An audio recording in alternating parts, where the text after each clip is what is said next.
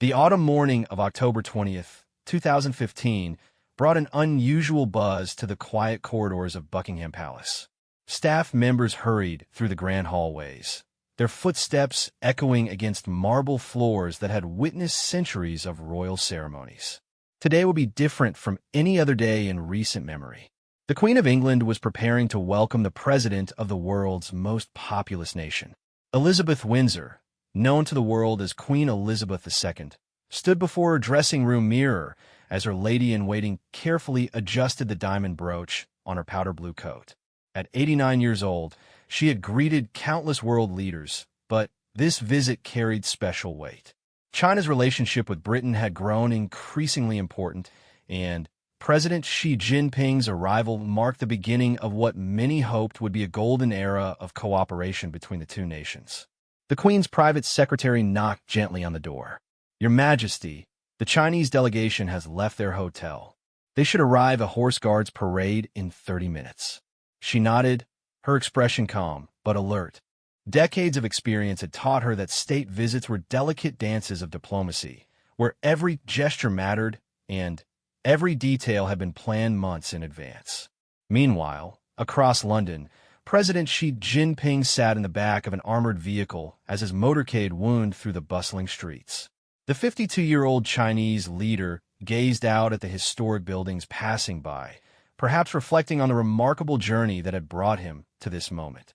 Born in a rural village, he had risen through the ranks of the Communist Party to become the most powerful leader China had seen in decades. His wife, Peng Liyuan, sat beside him, elegant in a navy blue dress that had been carefully chosen for this historic occasion. As a famous folk singer turned First Lady, she understood the importance of image and symbolism. The couple had spent weeks preparing for this visit, studying British customs and protocols to ensure they honored their hosts while representing China with dignity. Back at Buckingham Palace, the household cavalry was making final preparations for the ceremonial welcome. Their horses, groomed to perfection, stood ready in the royal mews. The animals seemed to sense the importance of the day, their ears alert, and their coats gleaming in the pale sunlight that filtered through the London clouds. The Queen's carriage, a magnificent golden coach that had carried royalty for generations, waited in the palace courtyard. Its ornate decorations caught the light, creating a dazzling display that would soon be witnessed by millions around the world. Television crews had positioned their cameras at strategic points, ready to capture every moment of what promised to be a spectacular ceremony. Prince Philip, the Queen's husband of nearly 70 years, adjusted his military uniform in his own quarters. At 94, he moved more slowly than in his younger days, but his bearing remained dignified and proud. He had accompanied the Queen on countless such occasions, and his presence provided her with the steady support she had relied on throughout her reign. The Chinese president's motorcade approached Horse Guards Parade, where a red carpet stretched across the ancient courtyard. British soldiers in their traditional red tunics and tall black hats stood at attention, their rifles gleaming in the autumn light. Behind them, a military band prepared their instruments, ready to play both the Chinese and British national anthems. As the cars came to a stop, President Xi stepped out onto British soil for the first time as China's leader. The crowd of dignitaries and media representatives fell silent, recognizing the historic nature of the moment. This was more than just a diplomatic meeting. It was a bridge being built between two great civilizations, each with thousands of years of history and culture. The Queen's car pulled up precisely on time, as royal protocol demanded.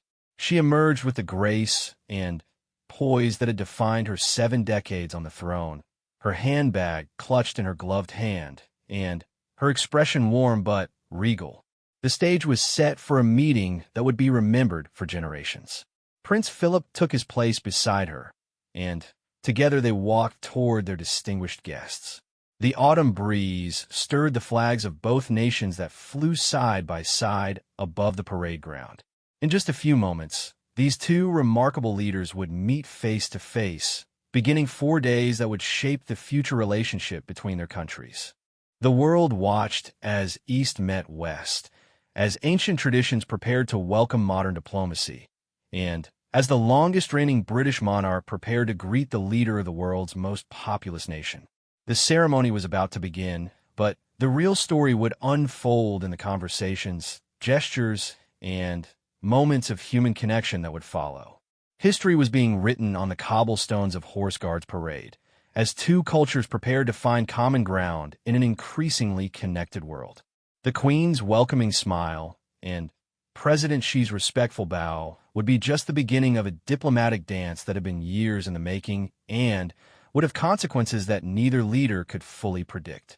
The moment President Xi Jinping stepped forward to meet Queen Elizabeth II, cameras clicked furiously and the world held its breath. The Queen, standing barely 5 feet tall, looked up at the much taller Chinese leader with a confident smile she had perfected over decades of meeting world leaders. Her blue eyes sparkled with genuine warmth as she extended her hand in greeting.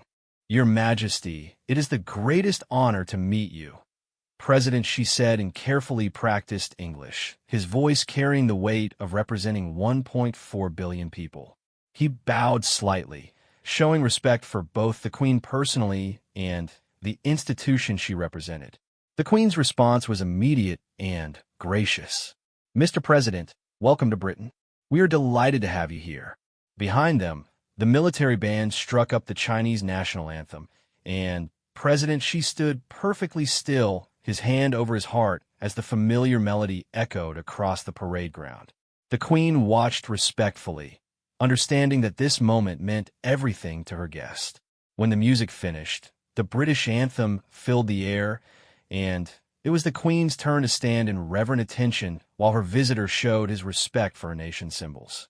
Prince Philip stepped forward to shake hands with President Xi and offer a warm greeting to Peng Liyuan.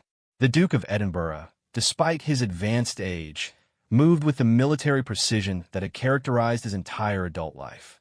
His conversation with the Chinese First Lady was brief but friendly, conducted in the kind of diplomatic small talk that puts visiting dignitaries at ease while cameras capture every gesture.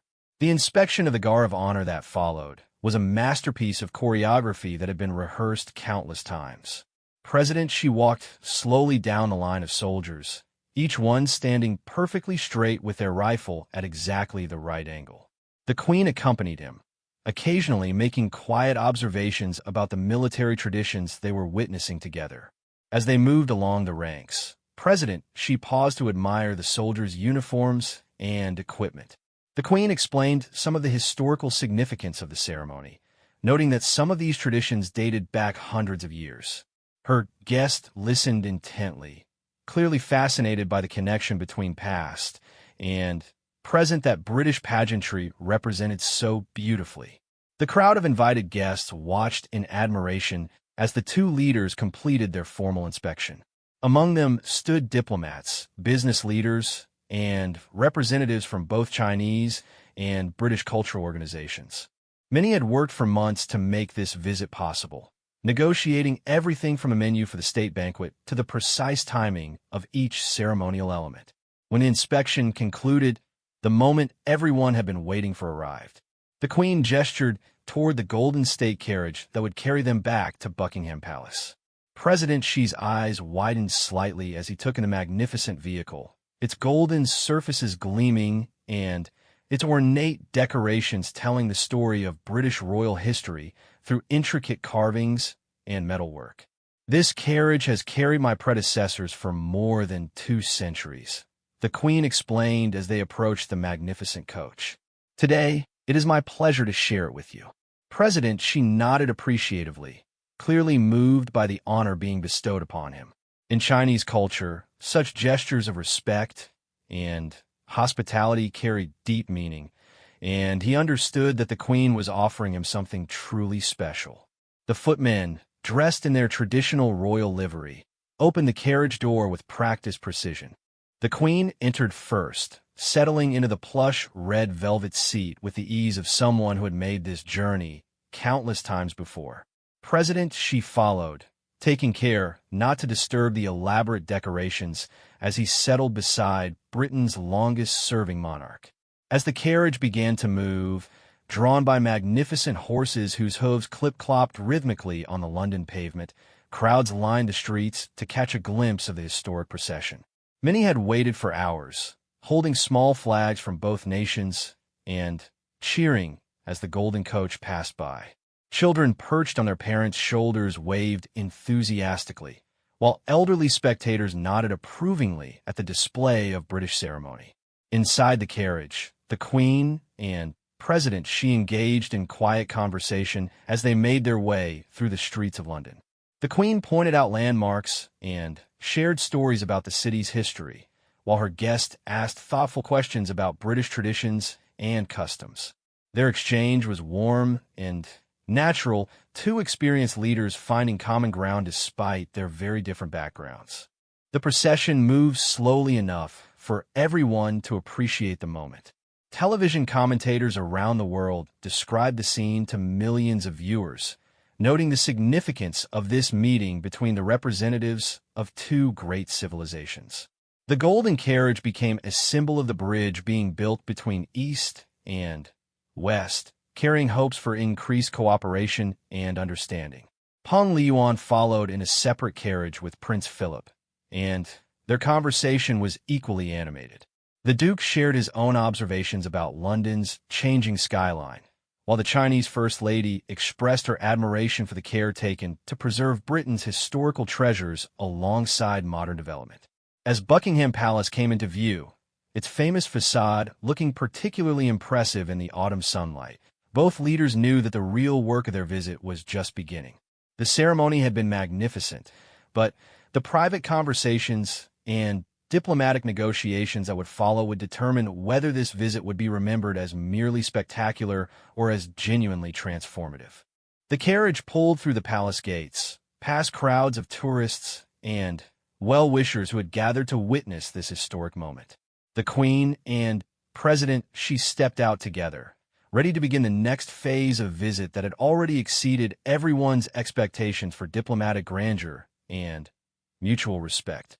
The heavy oak doors of Buckingham Palace closed behind Queen Elizabeth II and President Xi Jinping, shutting out the crowds and cameras to create a space where real diplomacy could begin.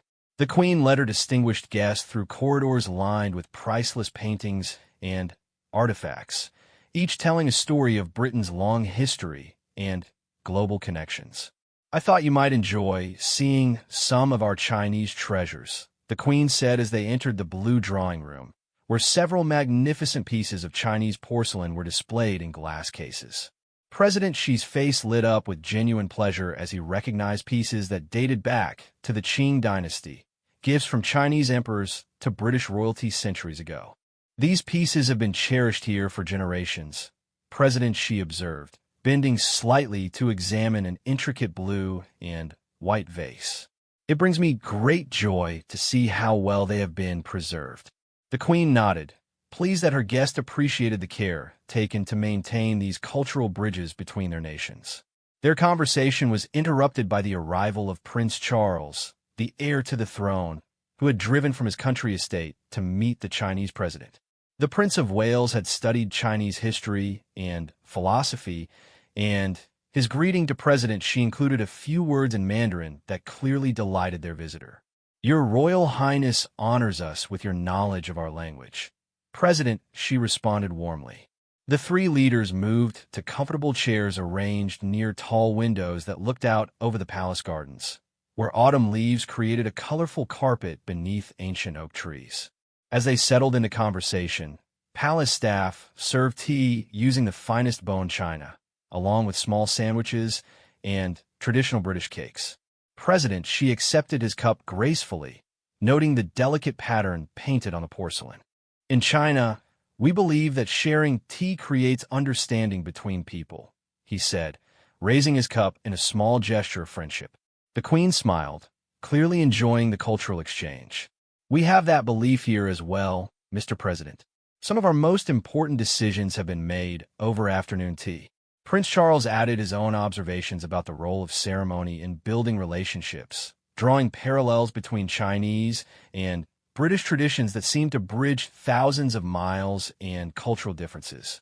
Meanwhile, in another part of the palace, Peng Liyuan was being shown the magnificent ballroom where the state banquet would take place that evening. The room had been transformed for the occasion, with tables set with gold plates and crystal glasses that sparkled under the light of enormous chandeliers. Fresh flowers from the palace gardens created centerpieces that combined British roses with chrysanthemums, China's national flower. The Chinese First Lady walked slowly around the room, admiring the attention to detail that had gone into every aspect of the preparation. Palace staff had spent weeks planning the menu, which would feature both British and Chinese dishes prepared by the royal kitchens. Each course had been carefully chosen to honor both cultures while meeting the dietary preferences of all the guests. Back in the blue drawing room, the conversation had turned to more serious matters. President, she spoke about China's hopes for increased trade and cultural exchange with Britain, while the Queen listened thoughtfully, occasionally asking questions that showed her deep understanding of international relations. Prince Charles contributed his own insights about environmental protection and sustainable development, topics close to his heart. Your Majesty, I have brought a gift for you from the people of China, President, she said, signaling to one of his aides who had been waiting quietly nearby. The aide stepped forward with an elegant wooden box, which the president opened to reveal a stunning jade sculpture of a horse, symbolizing strength and good fortune in Chinese culture. The Queen accepted the gift with obvious delight, turning the beautiful piece in her hands to admire the craftsmanship. This is truly magnificent, she said. I shall treasure it always, and it will remind me of this wonderful visit. She gestured to a palace aide who brought forward her own gift for President Xi, a first-edition book of Shakespeare's plays, bound in leather and gold. These plays have been performed for centuries. The Queen explained as president. She examined the beautiful volume.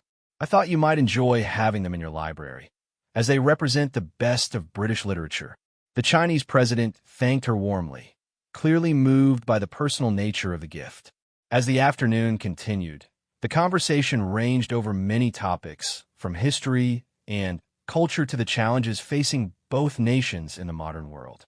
The Queen's experience and wisdom, gained from meeting world leaders for more than 60 years, created an atmosphere of trust and mutual respect that allowed for genuine dialogue. Prince Charles excused himself to prepare for the evening's festivities, leaving the Queen and President Xi to continue their conversation privately. These moments, away from the cameras and formal protocol, often prove to be the most valuable parts of state visits, allowing leaders to build personal relationships that can survive political changes and international tensions. The Queen shared stories from her long reign, including meetings with Chinese leaders from previous generations. President Xi listened intently, understanding that he was receiving insights that could never be found in history books or diplomatic briefings. Her perspective, shaped by decades of watching the world change, offered him a unique view of international relations. As the shadows grew longer in the palace gardens, both leaders knew that their time for private conversation was drawing to a close. Soon they would need to prepare for the evening's state banquet, where hundreds of guests would gather to celebrate the friendship between their nations. But the foundation for that celebration had already been laid in these quiet moments of genuine human connection. The Queen rose from her chair, signaling that their afternoon together was ending. Mr. President, I hope this visit will mark the beginning of even stronger ties between our countries, she said as they prepared to part ways. President Xi bowed slightly, his expression conveying both gratitude and respect. Your Majesty, this has been one of the great honors of my life, he replied, and both leaders knew that something meaningful had been accomplished in that elegant room overlooking the palace gardens. As evening descended over London, Buckingham Palace transformed into a glittering stage for one of the most magnificent diplomatic events of the year. The state banquet in honor of President Xi Jinping would bring together royalty, government ministers, business leaders, and cultural figures from both Britain and China in a celebration that combined centuries-old traditions with modern diplomacy. Queen Elizabeth II stood before her dressing room mirror as her dresser carefully fastened a diamond necklace that had belonged to Queen Victoria. The jewels caught the light, creating tiny rainbows that danced across the walls of her private chambers. She had chosen a stunning evening gown in deep blue silk, a color that symbolized dignity and trust in both British and Chinese cultures. The Queen's decision to wear the King George VI Victorian suite, a magnificent set of diamonds that included a necklace, earrings, and tiara, sent a clear message about the importance she placed on this visit. These were not everyday jewels, but treasures reserved for the most significant state occasions. Each piece told a story of British royal history while honoring her distinguished guests. 3 floors below, the palace ballroom buzzed with activity as staff made final preparations for the evening's festivities. The massive room, which could comfortably seat 170 guests, had been decorated with flowers that created a garden-like atmosphere beneath the glittering chandeliers. Each table setting included 6 different glasses for sets of cutlery, and plates that bore the royal coat of arms. President Xi Jinping dressed carefully in his own quarters, choosing a black dinner jacket that had been tailored specifically for this occasion. His wife, Peng Liyuan, selected an elegant red gown that honored her homeland while respecting British formal dress codes. The couple spent several minutes reviewing the evening's protocol, ensuring they would honor their hosts while representing China with appropriate dignity. The first guests began arriving at 7 o'clock, their cars pulling up to the palace entrance where footmen in full royal livery waited to escort them inside. Prime Minister David Cameron arrived with his wife Samantha, followed by the Archbishop of Canterbury and several members of the royal family. Each guest had been carefully selected to represent different aspects of British society and the growing relationship between Britain and China. Chinese dignitaries who had accompanied President Xi on his visit mingled with British guests in the palace's reception rooms, creating conversations that spanned languages, cultures, and continents. Interpreters moved smoothly through the crowd, ensuring that language barriers did not prevent meaningful exchanges between people who might never have another opportunity to meet. The Duke of Edinburgh, despite his advanced age, moved through the gathering with practiced ease, making each guest feel welcomed and appreciated. His conversations ranged from business and technology to art and education, demonstrating the breadth of interest that had served him well throughout his long life in the public eye. At precisely 8 o'clock, the palace orchestra struck up a fanfare that announced the arrival of the evening's guests of honor. Queen Elizabeth II entered the ballroom with President Xi at her side, while Prince Philip escorted Peng Liyuan. The assembled guests rose as one, creating a moment of silent respect that acknowledged the historic nature of the evening.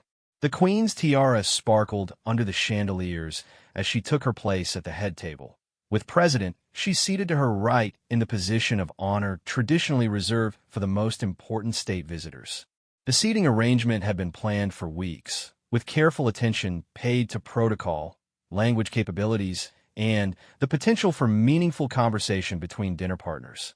As the first course was served, the Queen raised her glass and delivered a toast that had been crafted to acknowledge both the achievements of the past and the possibilities of the future. "Mr. President," she began, her clear voice carrying easily through the magnificent room, "your visit marks a new chapter in the friendship between our nations. May this evening celebrate not only our shared hopes, but also our commitment to building a better world together." President Xi's response was equally gracious, delivered in English that he had practiced carefully. He spoke of his admiration for British culture and history, while expressing China's eagerness to learn from Britain's experiences in areas ranging from education to environmental protection. His words were translated simultaneously for guests who needed assistance, but his sincerity needed no translation. The meal that followed was a masterpiece of culinary diplomacy, featuring dishes that honored both British and Chinese traditions. The royal chefs had worked for months to create a menu that would satisfy diverse tastes while maintaining the elegant standards expected at such occasions. Each course was accompanied by carefully selected wines, including some from English vineyards that surprised and delighted the Chinese guests. Conversations around the tables grew more animated as the evening progressed, with business leaders discussing potential investments, educators sharing ideas about student exchanges, and artists exploring possibilities for cultural collaboration. The state banquet was fulfilling its purpose of bringing together people who could shape the future relationship between the two nations. Princess and the Queen's daughter engaged a group of Chinese scientists in a lively discussion about agricultural innovation, while the Earl of Wessex shared his experiences in international development with Chinese officials working on poverty reduction. These interactions, while informal, often prove more valuable than formal negotiations in building the personal relationships that sustain international cooperation. As the final course was cleared away, the Queen rose once again, this time to invite her guests to join her in the palace's music room for coffee and after-dinner entertainment. A string quartet performed pieces by both British and Chinese composers, creating a soundtrack for conversations that continued late into the evening. President Xi and the Queen found themselves standing together near one of the room's tall windows, looking out over the palace gardens where security lights illuminated the ancient trees. "Your Majesty," the Chinese president said quietly, "this evening will remain in my memory forever. You have shown us hospitality that goes beyond protocol to genuine friendship." The Queen smiled, understanding that the real success of the evening could not be measured in the magnificence of the setting or the elegance of the food, but in the connections made between people from different cultures who had found common ground in their shared hopes for the future. As the last guest departed and the palace staff began the enormous task of cleaning up after the grand celebration, both leaders knew that the foundations for a stronger relationship between their countries had been carefully and successfully laid. The final morning of President Xi Jinping's state visit dawned crisp and clear over London, with golden sunlight streaming through the tall windows of Buckingham Palace. Queen Elizabeth II had risen early, as was her custom, to review the day's schedule and reflect on the remarkable 4 days that were drawing to a close. In her private study, surrounded by photographs from her long reign, the Queen sat at her desk writing personal notes to some of the guests who had attended the state banquet. Her handwriting, still clear and elegant despite her 89 years, filled pages of palace stationery as she thanked individuals who had contributed to making the visit such a success. President Xi spent his final hours at the palace in meetings with British business leaders and government officials, signing agreements that would strengthen economic ties between China and Britain for years to come. The discussions covered everything from financial services and renewable energy to education exchanges and cultural programs that would bring the two peoples closer together.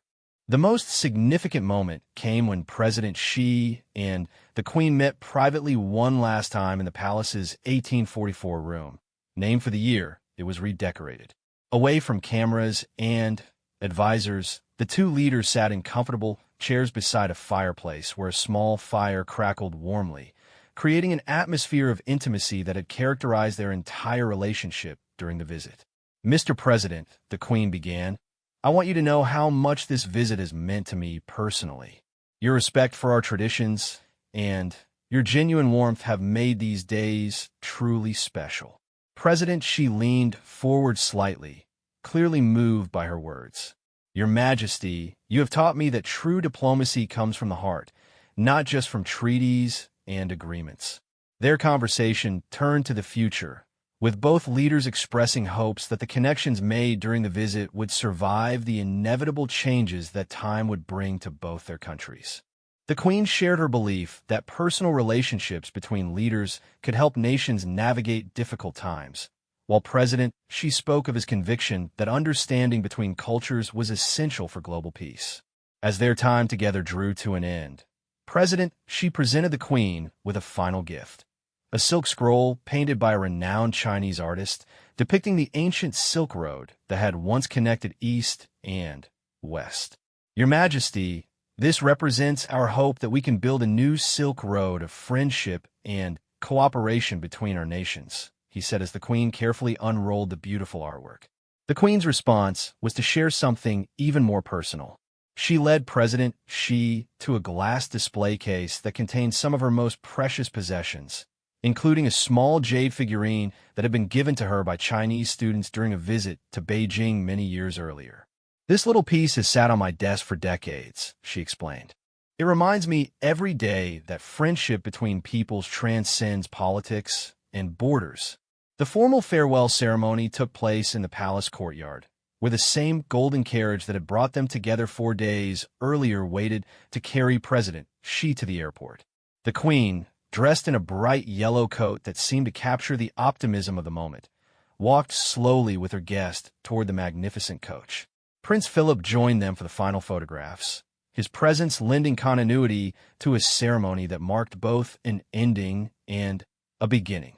The Duke's conversations with President Xi throughout the visit had covered everything from environmental conservation to the challenges of leadership, creating a friendship that both men hoped would continue through letters and future meetings. As President Xi prepared to enter the carriage for his journey to the airport, he turned to face the Queen one final time. The moment was captured by photographers, but no camera could fully record the genuine affection and mutual respect that had grown between these two remarkable leaders over the course of their time together. "Your Majesty," President Xi said, his voice carrying clearly in the quiet courtyard, "you have shown me the true meaning of royal grace. I will carry the memory of your kindness back to China, and I hope it will inspire closer friendship between our people for generations to come." The Queen's response was brief, but heartfelt. "Mr. President, you and your wife have been wonderful guests. Please know that you will always be welcome in Britain, and I hope our paths will cross again soon." The warmth in her voice left no doubt about the sincerity of her invitation. As the golden carriage pulled away from Buckingham Palace for the final time, both leaders waved to the crowds that had gathered to witness the conclusion of this historic visit. The journey to the airport gave them a few more precious minutes of private conversation, time they used to discuss practical matters like future diplomatic exchanges and cultural programs. At Heathrow Airport, the farewell was necessarily brief, but no less meaningful.